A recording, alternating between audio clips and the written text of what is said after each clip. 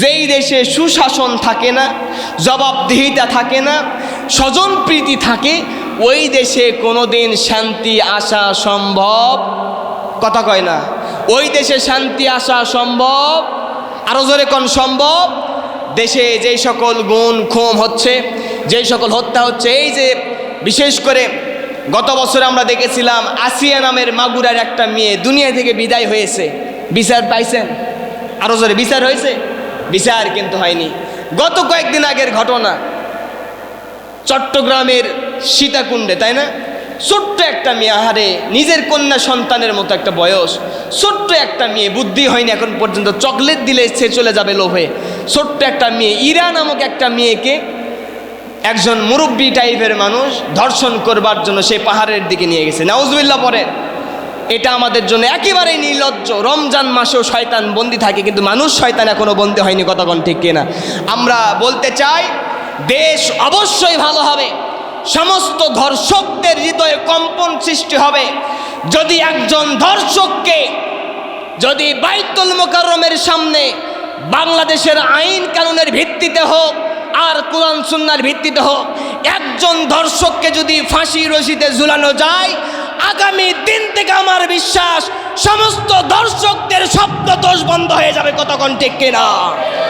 আমরা চাই আগামীতে আইন একটা বাস্তবায়ন করুন, একজন ধর্ষককে ফাঁসি রশিতে ঝুলান, আগামী দিন থেকে ধর্ষকদের আর খুঁজে পাওয়া যাবে না, কতক্ষণ ঠিক কিনা? আল্লাহ যেন আমার দেশকে ধর্ষক মুক্ত, সমস্ত অন্যায় দুর্নীতিমুক্ত দেশকে পরিণত করে দেন।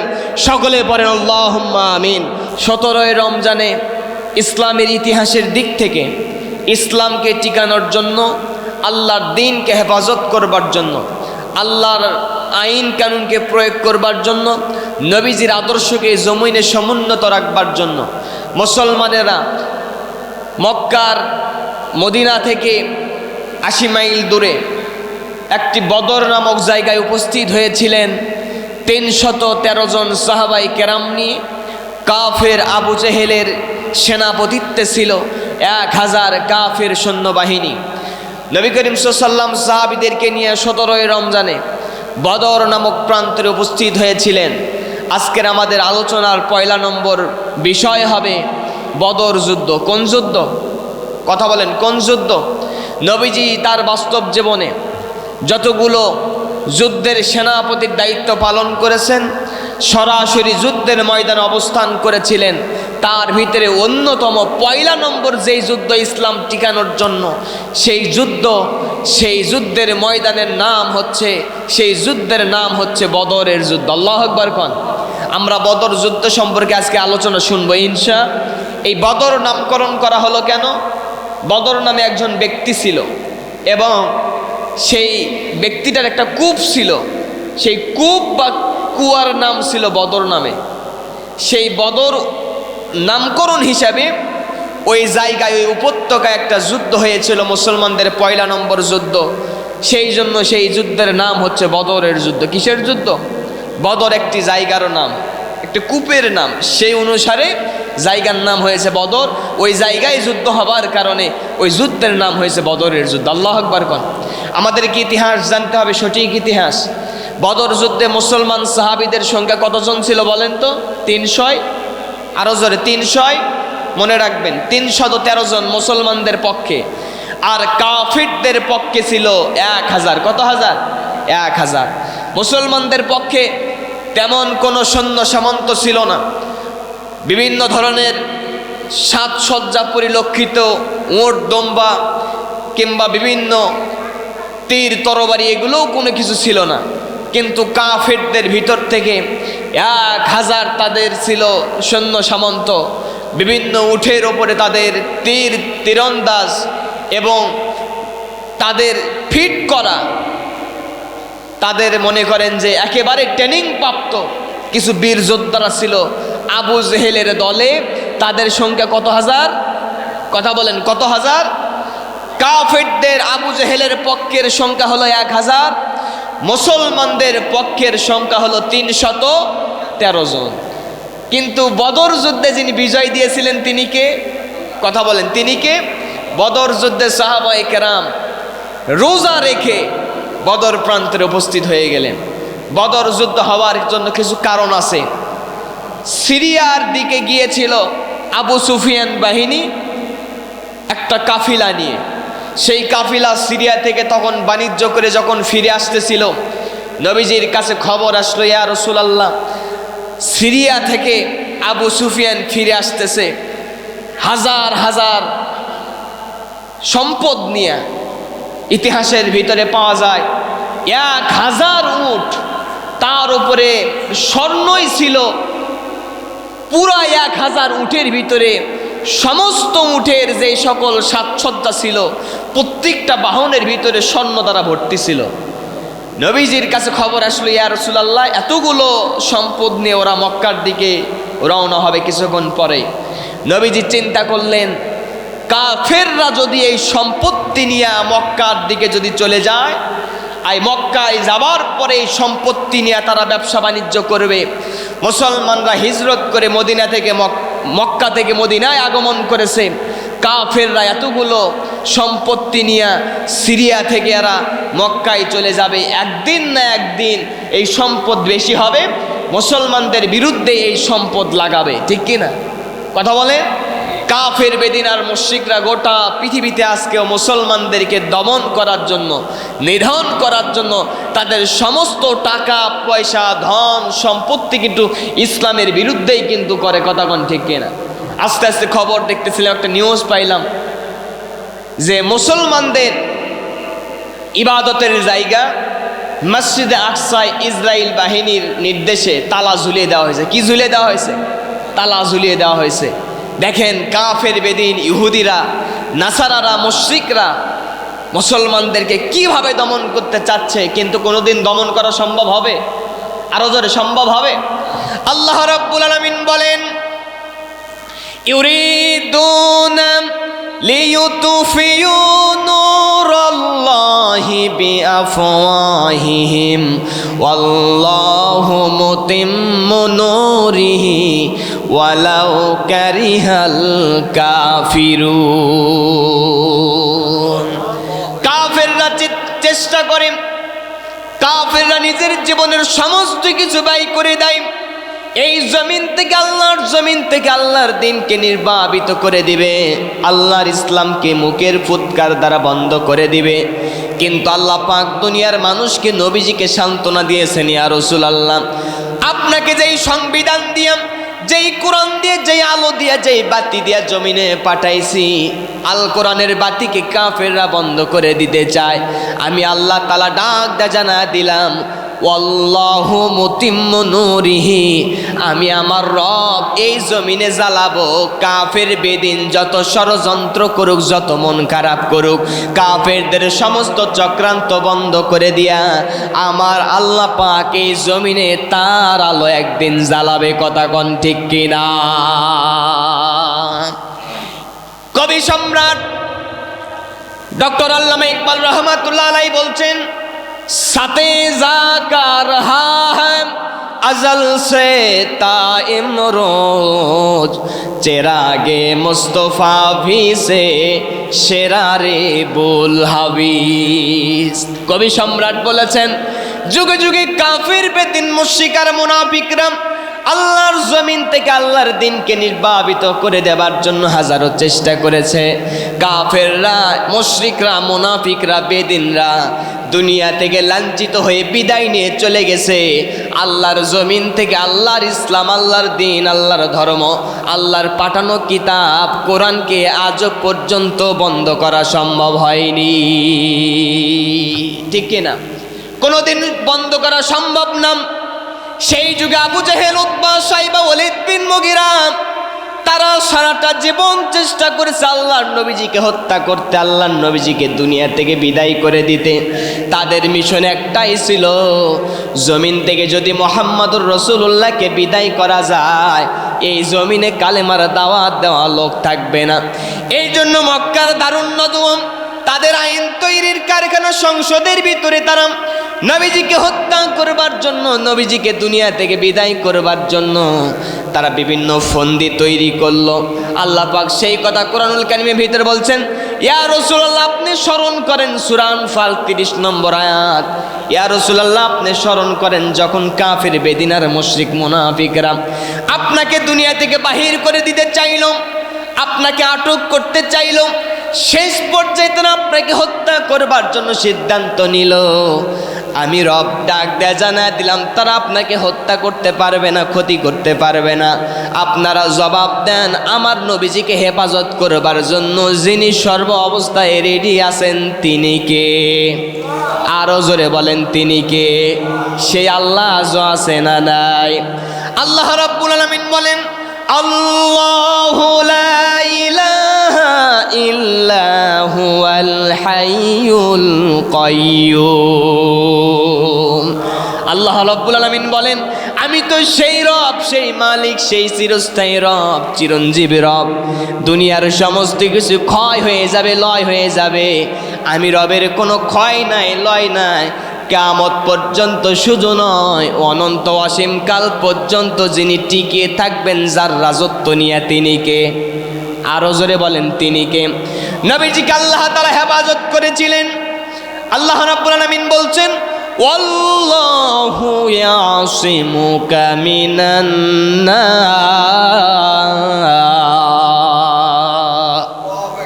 আল্লাহ রাব্বুল আলামিন বলেন, হে নবীজি, দিনের পথে চলতে গিয়া, কালিমার পথে চলতে গিয়া যত বাধা আসুক, ইয়া রাসূলুল্লাহ আপনি শুনে নিয়ে যান, জেনে নিয়ে যান, কোনো সমস্যা তারা করতে পারবে না। আল্লাহু ইয়াসিমুকা মিনান নাস, আমি রব আমার কুদরত থেকে আপনি নবীজিকে হেফাজত করে নিব। এইবার নবীজি চিন্তা করলেন, আবু সুফিয়ান 1000 উট নিয়ে, 1000 উটের উপরে বোঝাই করা সোনার দানা নিয়ে, সম্পত্তি নিয়ে মক্কার দিকে চলে যাবে। এক পর্যায়ে মুসলমানদের বিরুদ্ধে সম্পত্তিগুলো কাজে লাগাবে। যে রকম আজকের ইহুদি নাসারারা মুসলমানদের উপরে অত্যাচার করতেছে, কথা কোন ঠিক কিনা? আপনারা তাকিয়ে দেখেন, ইরানে হামলা হচ্ছে, গোটা বাংলাদেশ শুধু নয়, গোটা পৃথিবীর কাফির মুশরিক মুনাফিকরা মুসলমানদের বিরুদ্ধে লেগে গেছে। আর গোটা পৃথিবীতে যত মুসলমান রাষ্ট্র আছে, প্রত্যেকটা মুসলমান রাষ্ট্রপ্রধানরা হাতে ছুরি দিয়া, মুখের ওপরে কুলুপ দিয়া বসে আছে, কেউ কোনো প্রতিবাদ করার সাহস পায় না, ঠিক কিনা? মুসলমানের পাশে দাঁড়ায় না। আজকে মুসলমান যেই সকল শাসকরা মুখের উপরে কুলুপ দিয়ে বসে আছে, সময় হয়তো এমন আসবে প্রত্যেকটা শাসককে আল্লাহর দরবারে তারা জবাব দিতে পারবে না, ঠিক কিনা? মুসলিম শাসকরা মুখ বন্ধ করে বসে আছে। যেই সকল মুসলিম শাসকরা ক্ষমতা থাকবার পরেও মুসলমানদের পক্ষে দাঁড়ায় না, ইসলামের পক্ষে কথা বলে না, মাজলুম ফিলিস্তিনদের পক্ষে কথা বলে না, ইরানে নির্যাতন করে হামলা করে মুসলমানদের পক্ষে কথা বলে না, আল্লাহর দরবারে কিয়ামতের দিনে জবাব দিতে পারবে না, কথা কোন ঠিক কিনা? আল্লাহর কাঠগড়ে আসামি হওয়া লাগবে, আজ হোক কাল হোক। শুনে রাখেন, গোটা পৃথিবীতে আল্লাহর নূর আল্লাহ বাস্তবায়ন করবে। মুসলমান শাসকরা চুরি পরে বসে থাকবে, আল্লাহর কাছে এদের চারানাও মূল্য নেই, কথা কোন ঠিক কিনা? মুসলমানদের কলিজার জায়গা মক্কা মদিনা, আরব কান্ট্রি, তার কি ধন সম্পদ কম আছে? কথা বলেন, সৈন্য সামন্ত কম আছে?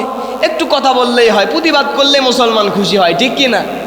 কিন্তু এটা না করে এই বেদিনরা, এই মুনাফিকরা কাফেরদের পক্ষ নিয়েছে। আল্লাহ যেন আমাদেরকে গোটা পৃথিবীর মুসলমানদের যেন হেফাজত করেন, পরে না আমি।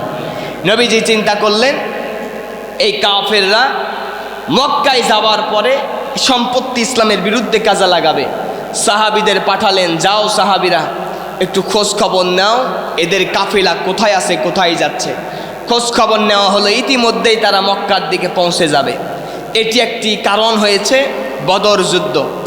যখন পৌঁছে যাবে এই খবর নবীজির কাছে দেওয়া হলো।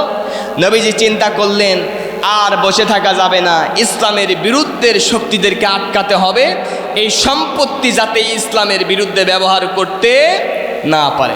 এই দিক থেকে আবু জেহেলও খবর পেয়েছিল মুসলমান নাকি আটকাবে, বড় যুদ্ধ বেজে দিবে। 1000 সৈন্য সামন্ত নিয়ে সই এসেছে। এক পর্যায়ে কুরাইশদের বড় বড় নেতার মাধ্যমে বিভিন্ন শান্তির একটা মিটিং হওয়ার মতো পরিবেশ তৈরি হলো যে না যুদ্ধ ঝামেলা এগুলো করার দরকার নাই, আমরা যে যার মনে ফিরে যাই। ওই দিক থেকে মোহাম্মদ সাল্লাল্লাহু আলাইহি ওয়াসাল্লামও ফিরে যাবে, এই দিক থেকে কাফিররা কুরাইশরা মক্কা থেকে যারা এসেছিল তারাও ফিরে যাবে। কিন্তু আবু জেহেল বিশাল বড় হ্যাডাম নেতা, কি নেতা কথা কয় না, আরও জোরে কোন কি নেতা, সে অপমান হবে। এতগুলো সৈন্য সামন্ত নিয়ে আসলাম, মুহাম্মাদের বিরুদ্ধে যুদ্ধ করব, আবার যদি ফিরে যায় এটা তো সম্মানের একটু ঘাটতি লাগে, ঠিক কি না? হবে না, যে কায়দায় হোক যুদ্ধ করা লাগবে। কি করা লাগবে? নবীজির সাহাবী তো অল্প সংখ্যক সাহাবী 313 জন, আর ওরা কোথায় সৈন্য সামন্ত নেই 1000, চতুর্দিকে ওরা সুন্দরভাবে সজ্জিত হয়ে আছে, মুসলমানদের বিরুদ্ধে যুদ্ধ করবে, জিহাদ করবে। নাউজুবিল্লাহ কোন। আল্লাহর পক্ষ থেকে নবীজির ওপরে ফয়সালা আসলো, ইয়া রাসূলুল্লাহ চিন্তা করবেন না, টেনশন করবেন না, যিনি বিজয় দিবেন তিনি কে? কথা বলেন। আল্লাহ রাব্বুল আলামিন বলেন, ওয়ালা তাহিনু ওয়ালা তাহজানু ওয়া আনতুমুল আ'লাউনা ইন কুনতুম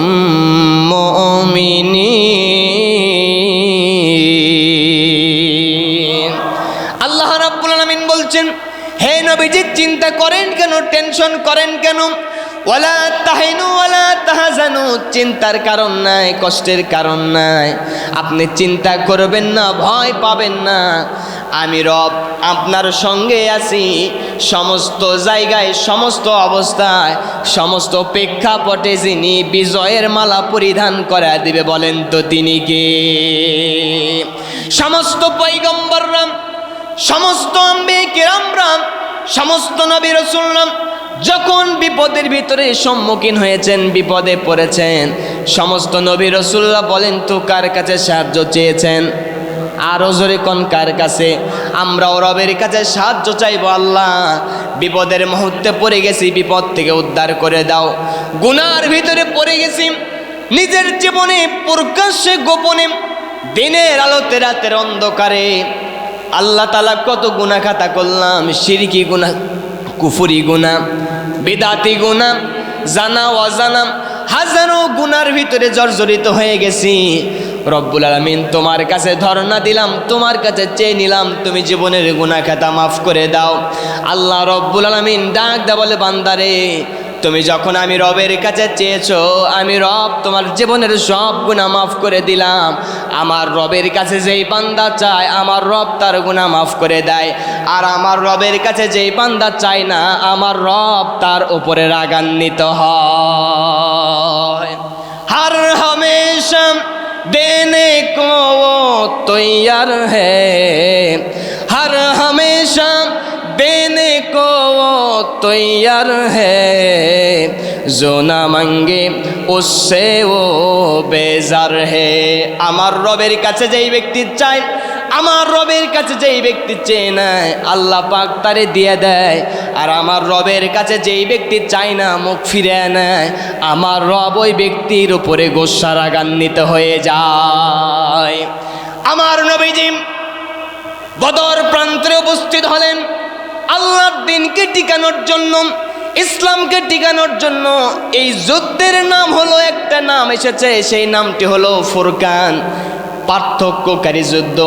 আর একটি নাম এসেছে, এটার নাম হলো মীমাংসাকারী যুদ্ধ। কারণ এই জায়গায় জীবনের প্রথম যুদ্ধে মুসলমানরা যদি হেরে যেত, মুসলমানরা হেরে গেলে ইসলাম হেরে যেত।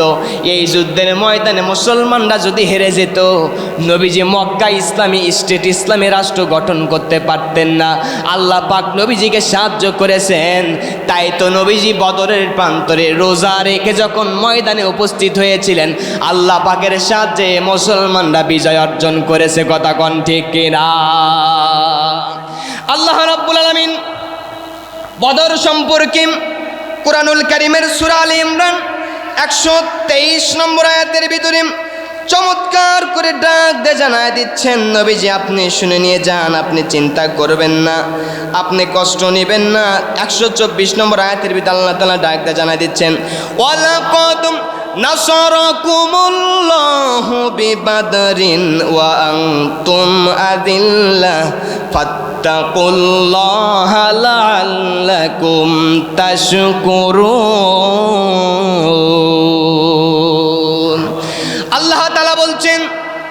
ওয়ালাকাদ নাসারাকুমুল্লাহু বিবাদরিন, আমি আল্লাহ রাব্বুল আলামিন তোমাদেরকে বদরের প্রান্তরে আমি আল্লাহ পাক সাহায্য করেছিলাম। ওয়াংতুম আজিল্লা, আর তোমরা ছিলে দুর্বল, তোমরা ছিল হীনমন্যতায় নিয়ে ভুগতেছিলে। আমি আল্লাহ পাক তোমাদেরকে বিজয় দান করেছি, সাহায্য দান করেছি। কেমনে সাহায্য করেছি? আল্লাহ পাক পরবর্তী 2টা আয়াতের ভিতরে ডাক দিয়ে জানায় দিচ্ছেন, আমি আল্লাহ পাক তোমাদেরকে 1000 ফেরেশতা নামায়া দিব, 2000 ফেরেশতা নামায়া দিব, 1000, 3000, 5000। আল্লাহ পাক 3টা ওয়াদা করেছেন। হে মুসলমানরা, বদরের প্রান্তরে রোজা রেখে তোমরা উপস্থিত হয়েছো, চিন্তা করো না, কষ্ট নিও না, ঘাবড়িয়ে যেও না, মনোবল তোমরা হারিয়ে ফেলো না। বদরের প্রান্তরে তোমরা 313 জন হতে পারো, কিন্তু আমি আল্লাহ পাক তোমাদেরকে 1000 ফেরেশতা নামিয়ে দিয়ে তোমাদের হেফাজত করব। শুধু 1000 নয়, যদি আবু জেহেলের পক্ষ থেকে চাপ যদি আরো বেশি আসে তাহলে 3000 নামায় দেব। আল্লাহু আকবার কোন। হাদিসের ব্যাখ্যায় পাওয়া যায়, যেই সকল ফেরেশতা আল্লাহর পক্ষ থেকে জমিনে এসেছিলেন সেই সকল ফেরেশতাদের পাগড়ি ছিল সাদা। আল্লাহু আকবার কোন। সেই সকল ফেরেশতাদের পাগড়ি আরেকটা বর্ণনায় পাওয়া যায় লাল রঙের ছিল। আল্লাহ পাক শেষ পর্যায়ে একটা কথা বললেন, আবু জেহেলের জুলুম চাপ যত বেশি হবে, আমি রব্বুল আলামিনের পক্ষ থেকে ফেরেশতাদের সংখ্যা ততই বৃদ্ধি হয়ে যাবে। এতগুলো ফেরেশতা নামানোর আল্লাহর প্রয়োজন হয়নি। আল্লাহ পাক অল্প কিছু সাহায্যের মাধ্যমে কাফেরদের নাস্তানাবুদ করে দিয়েছেন, দুনিয়া থেকে বিদায় করে দিয়েছেন। কিন্তু মুসলমানরা দিনের বিজয় থেকে, দিনের ঝান্ডা, দিনের কালেমা হাতে নিয়েছিলেন, মাটিতে পড়তে দেন নাই, ইসলামের পক্ষে ছিলেন, ইসলামের পথ থেকে দূরে সরে, আরো জোরে কোন, দূরে সরে। এটাই মুসলমানদের পরিচয়। মুসলমানরা জীবনের সব অবস্থায় আল্লাহর দিনকে বিজয়ী করবে, আল্লাহর দিনের পথ থেকে বিন্দুমাত্র পরিমাণ সরে যাবে না। যুদ্ধ চলছে, বিশাল যুদ্ধ চলতেছে। যুদ্ধ চলা অবস্থায় কাফেরদের পক্ষ থেকে যখন বারবার আঘাত আসতেছে, বদর প্রান্তরে কাফেরদের ভিতর থেকে 70 জন বন্দী হয়। 70 জন কাফেরকে নবীজির সাহাবীরা জাহান্নামে পাঠিয়ে দেয়। আল্লাহু আকবার কোন। বদর প্রান্তরে মুসলমানদের ভিতর থেকে 14 জন সাহাবী বদর যুদ্ধে শাহাদাতের পিয়ালা পান করেছেন। আল্লাহ পাক তাদেরকে সকলকে শাহাদাতের উচ্চ মর্যাদা দান করুন। সকলে পড়েন আল্লাহুম্মা আমিন। যুদ্ধ করতে যাবেন, ময়দানে নামবেন, জালিম বাহিনীর সঙ্গে জিহাদ করবেন, আপনি মারা যাবেন না, শহীদ হবেন না, এটা তো হতে পারে না, ঠিক কি না? যুদ্ধ করতে গেলে, ময়দানে নামতে গেলে জীবনের ভয় থাকবে, কিন্তু জীবনের ভয় করা যাবে না। ইসলামের জন্য মুসলমান নিজের জীবন পর্যন্ত দেয়া যায়। বাতিল কুফফার আবু জেহেলের উত্তরসূরির কাছে মুসলমান বিন্দু মাত্র সময়ের জন্য মাথা নত করে না। কতক্ষণ, ঠিক কিনা? এইবার যুদ্ধ চলতেছে, আবু জেহেল সেনাপতির দায়িত্ব পালন করতেছে। নবীজি যখন যুদ্ধ সাজাবেন, সাহাবীদেরকে যখন বেছে বেছে নিচ্ছিলেন, 2 জন ভাই, আমরা অনেক আলোচনা জানি, পুরাতন আলোচনা। একজনের নাম হচ্ছে মাজ, আর একজনের নাম মুআব্বাস। 2 জন আপন ভাই, সহোদর ভাই। নবীজির কাছে এসে বলছে, হুজুর আমরা তো ছোট মানুষ, আমাদেরকে আপনি যুদ্ধে নেবেন না? নবীজি বললেন, বাবা তোমাদের তো বয়স হয় নাই, তোমরা তো ছোট মানুষ, তোমাদের যখন বয়স হবে আরো বড় হও, ভবিষ্যতের দিকে তোমরা ইসলামের জন্য কাজে লাগবে। আল্লাহু আকবার কোন। কিন্তু 2 জন ছোট্ট মানুষ মানে না, কারণ জিহাদের ময়দানে তারা যাবে। কি করবে? জিহাদের ময়দানে তারা যাবে। আল্লাহু আকবার কোন। আজকে আমরা জিহাদের আলোচনা শুনলে ভয় পাই, মনে করি জিহাদ আর জঙ্গি না। জিহাদ আর জঙ্গি কখনো এক হইতে পারে? জিহাদের মাধ্যমে ইসলাম টিকে ছিল, ইসলাম টিকে আছে, সামনেও জিহাদ হবে, যুদ্ধ হবে। শেষ যুদ্ধ যেইটা চলে আসবে, হযরত ঈসা আলাইহিস সালামের সঙ্গে দাজ্জালের যুদ্ধ, ঠিক কি না? আল্লাহ যেন দাজ্জালের সমস্ত ফিতনা থেকে আমাদেরকে হেফাজত করেন, পড়ে না আমিন। 2 ভাই জিহাদের ময়দানে যাবে। নবীজি বলছেন, তোমাদের বয়স কম, তোমাদেরকে জিহাদের ময়দানে যাওয়া যাবে না, তোমাদেরকে তো জিহাদের ময়দানে নিতে পারতেছি না, তোমরা ছোট মানুষ। কিন্তু 2 ভাই মানে না। এক পর্যায়ে যেভাবেই হোক নবীজি বড় ভাইকে কবুল করলেন, মঞ্জুর করলেন, জিহাদের ময়দানে যাবার জন্য অনুমতি প্রদান করলেন। কিন্তু ছোট্ট ভাই তার আকাঙ্ক্ষা হলো জিহাদের ময়দানে যাবে। 2 ভাই নবীজির কাছে বলছি, ইয়া রাসূলুল্লাহ আমিও জিহাদের ময়দানে যেতে চাই, আমাকে আপনি বাদ রাখবেন কেন? তাহলে নবীজি বলছেন, তোমাদের একজনকে নিলাম আর একজনকে বাদ রেখে দিলাম বয়স ছোট্ট হবার কারণে, কিন্তু ছোট্ট ভাই সে আর ছাড়ে না, জিহাদের ময়দানে যুদ্ধের ময়দানে যাবেই। দেখেন ছোট্ট মানুষের ঈমান কেমন।